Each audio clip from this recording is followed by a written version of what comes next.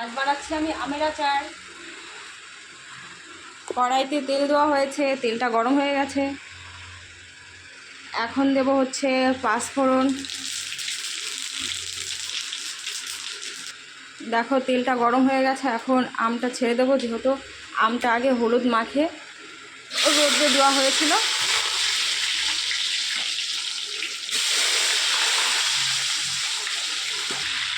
ভালো করে আমটা কষানো হয়ে গেছে, এখন দেবো লবণ।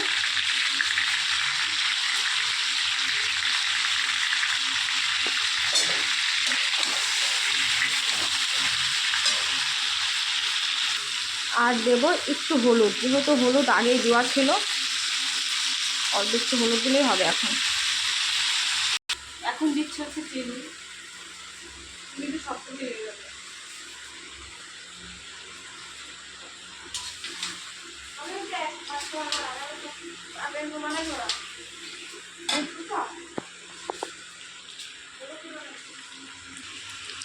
এর মধ্যে আর জল দেবো না, যেহেতু চিনি দেওয়া হয়ে গেছে, এমনি জল উঠে আসবে।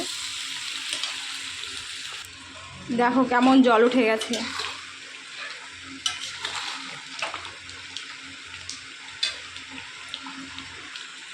এর মধ্যে এখন একটু দেবো লঙ্কার গুঁড়ো, আর লবণ তো দেওয়া ছিল, তার মধ্যে একটু বিট লবণ দেবো। বিট লবণ দিলে টেস্ট আসে ভালো, অল্প হালকা।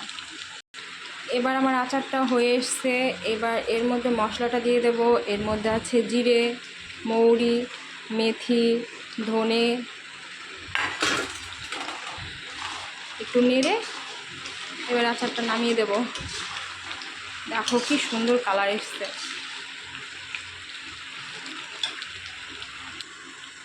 আচারটা কেমন হয়েছে তোমরা একটু জানিও, আর কে কে খেতে ভালোবাসো সেটাও জানাবে। একটু সামনে দিকে নিয়ে আসো।